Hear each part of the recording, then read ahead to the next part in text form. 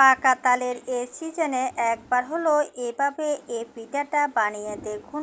এতটা সুন্দর তালের পিঠা তৈরি হবে, না দেখলে বিশ্বাস হবে না। খেতেও দারুণ লাগে। একই রকমের পিঠা না খেয়ে একটু ভিন্নভাবে বানিয়ে দেখুন। বাড়ির সবাই খেয়ে দেখবেন ভীষণ প্রশংসা করবে, আর খেতেও ভীষণ ভালো লাগে।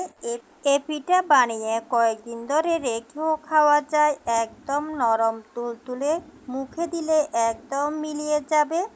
এ পিঠা বানালে দেখবেন অন্য পিঠা খেতে মন চাইবে না, খেতেও ইচ্ছে করবে না, এতটাই ভালো লাগে। নমস্কার বন্ধুরা, সুবর্ণা দাস অফিসিয়াল চ্যানেলে সবাইকে স্বাগতম। প্রতিদিনের মতো আজকেও আমি নিয়ে এসেছি নতুন একটা ইউনিক তালের পিঠার রেসিপি। এই রেসিপির জন্য আমি চুলায় একটা পাইপ্যান বসিয়ে দিলাম। পাইপ্যানের মধ্যে আমি দিয়ে দিলাম 1 বাটি পরিমাণে তালের রসের মধ্যে আমি দিয়ে দিলাম লবণ। এবার খুব ভালো করে আমি তাল জাল দিয়ে নেব। তাল আমি 2 থেকে 3 মিনিটের মতো খুব ভালো করে জাল করে নেব, যাতে তালের রসটা একদম গাঢ় হয়ে যায়। এভাবে কিছুক্ষণ পর পর লাড়িয়ে চাড়িয়ে তাল কিন্তু খুব ভালো করে জাল করে নিতে হবে। এ সময় আপনারা চুলো আঁচটা মিডিয়াম আঁচে রাখবেন, তাহলে তাল কিন্তু খুব ভালো করে জাল হয়ে যাবে। দেখুন বন্ধুরা, তাল কিন্তু আমি খুব ভালো করে জাল করে নিয়েছি। এখানে কিন্তু আমি 1/2 কাপ পরিমাণে দুধ দিয়েছিলাম, এটা স্কিপ হয়ে গিয়েছে। দুধ দেওয়ার পর আরও 2 মিনিটের মতো ভালো করে জাল করে নিয়েছি। এবার এখানে আমি দিয়ে দিচ্ছি ছোট একটা বাটি মেপে 1 বাটি পরিমাণে সুজি নিয়েছি। এবার তালের রসের মধ্যে আমি অল্প অল্প করে সুজি দিয়ে দিচ্ছি। আপনারা একসাথে সুজি দিতে যাবেন না, তাহলে লেগে যাবে। তাই অল্প অল্প সুজি দিয়ে খুব ভালো করে তালের সাথে মিশিয়ে নিতে হবে।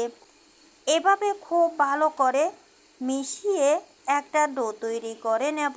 এ সময় আপনারা চুলোর আঁচটা বাড়িয়ে দেবেন না, তাহলে কিন্তু লেগে যাবে, আর সুজি কিন্তু ভালো করে সিদ্ধ হবে না। মিডিয়াম আঁচে যদি আপনারা ডোটা তৈরি করে নেন, তাহলে সুজি একদম সিদ্ধ হয়ে যাবে, তাহলে পিঠাগুলো খুবই ভালো হবে।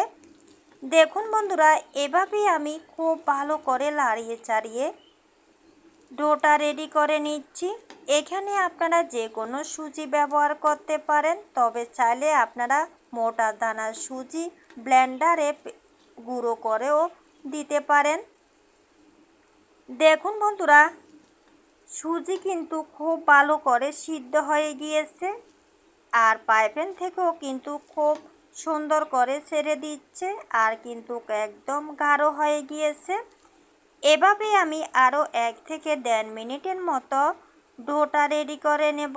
ডোটা যদি আপনারা ভালো করে তৈরি করে নেন, আপনাদের এই পিঠার রেসিপিটিও কিন্তু খুবই ভালো হবে।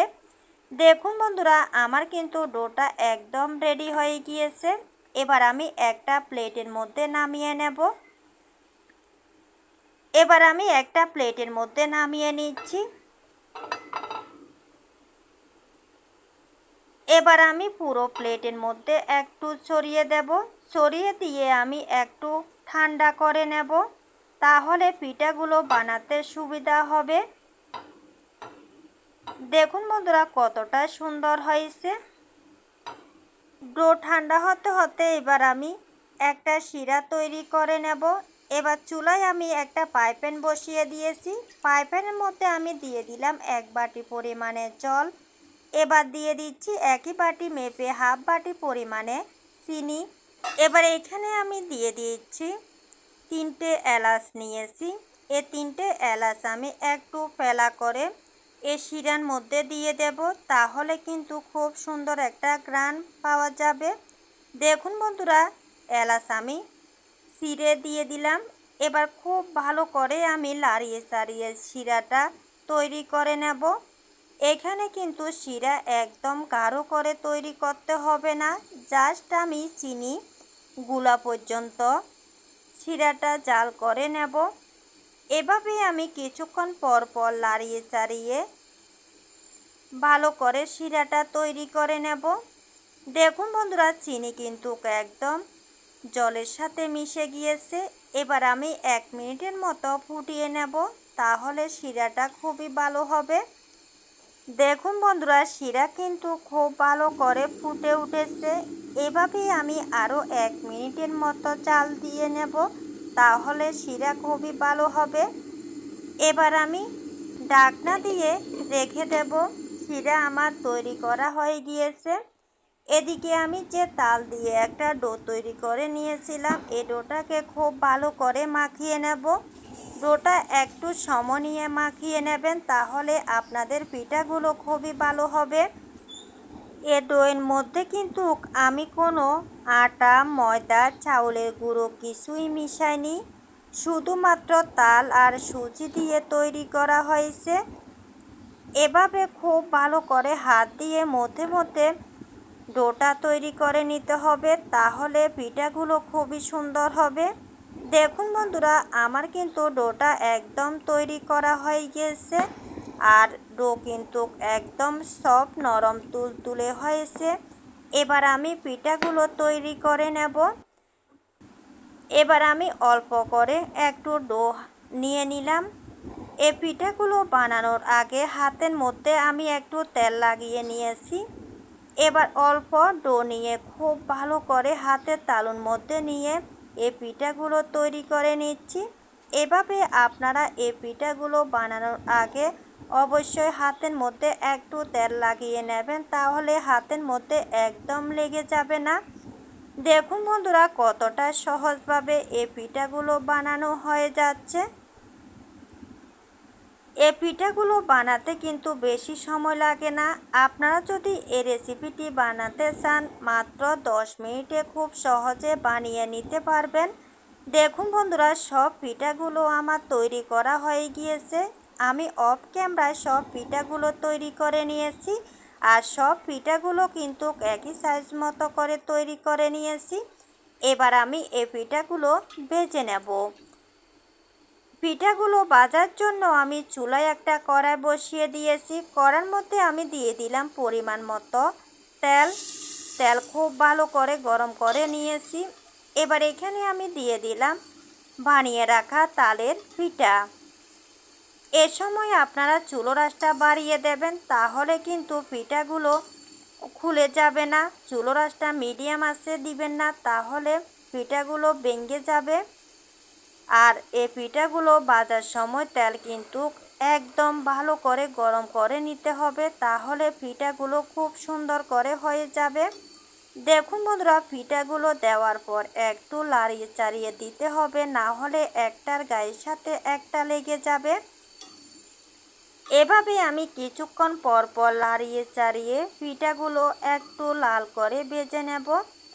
এভাবে যদি আপনারা কোনো দিন এই পিঠা বানিয়ে না খেয়ে থাকেন, একবার হলেও বাসায় ট্রাই করবেন, দেখবেন খেতে ভীষণ ভালো লাগবে। এভাবে কিছুক্ষণ পর পর লাড়িয়ে চাড়িয়ে এই পিঠাগুলো আমি ভেজে নিয়েছি। এরকম কালার করে আমি ভেজে নিয়েছি। দেখুন বন্ধুরা, এর থেকে আর কিন্তু বেশি কালার করতে হবে না। এবার আমি খুব ভালো করে তেল ঝরিয়ে নিব। তেল ঝরিয়ে আমি এই পিঠাগুলো শিরার মধ্যে দিয়ে দিচ্ছি। শিরা ঢাকনা দিয়ে রাখাতে কিন্তু শিরা এখনও গরম রয়েছে। এবার আমি পিঠাগুলো দিয়ে দিলাম। পিঠাগুলো দেওয়ার পর আবারও ঢাকনা দিয়ে রেখে দিলাম। এভাবেই আমি আরও পিঠা ভেজে নেব।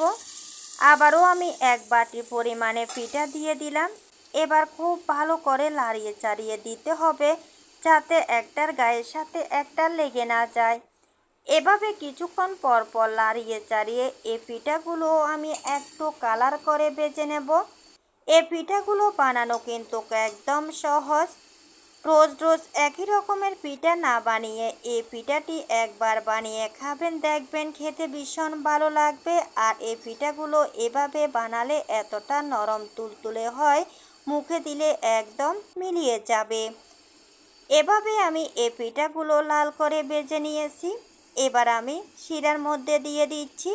একই রকম করে আমি সব পিঠাগুলো ভেজে নিয়েছি। ভেজে আমি শিরার মধ্যে দিয়ে দিলাম। দেখুন বন্ধুরা, আমার কতগুলো পিঠা হয়েছে। এবার আমি সব পিঠাগুলো ভালো করে শিরার মধ্যে লাগিয়ে নিব। এভাবে আমি 5 মিনিটের জন্য ঢাকনা দিয়ে রেখে দেব। তাহলে সব পিঠার মধ্যে খুব ভালো করে শিরা ঢুকে যাবে আর এই পিঠাগুলো হবে একদম নরম তুলতুলে। 5 মিনিট আমি ঢাকনা দিয়ে রেখে দিয়েছি। 5 মিনিট পর আমি আপনাদেরকে পরিবেশন করে দেখাচ্ছি। দেখুন বন্ধুরা, পিঠাগুলো দেখতে কতটা লোভনীয় হয়েছে। এভাবে যদি একবার এই পিঠার রেসিপিটি আপনারা বানিয়ে কাউকে খাওয়ান, বারবার রিকোয়েস্ট করবে এই পিঠার জন্য। রোজ রোজ তালের পিঠা বড়া না বানিয়ে এভাবে এই পিঠা রেসিপিটি বানাবেন, দেখবেন খেতে ভীষণ ভালো লাগবে। আর অতিথি আপ্যায়নও কিন্তু দিতে পারেন, অতিথিরাও কিন্তু ভীষণ খুশি হবে। দেখুন বন্ধুরা, একটা পিঠা আমি আপনাদেরকে দেখিয়ে দিচ্ছি কতটা নরম তুলতুলে হয়েছে। এভাবে যদি এই পিঠা একবার বানান, দেখবেন বারবার খেতে মন চাইবে। আজ এ পর্যন্তই বন্ধুরা, সবাই ভালো থাকবেন, সুস্থ থাকবেন। আবার চলে আসবো নতুন একটা রেসিপির সাথে। ধন্যবাদ সবাইকে।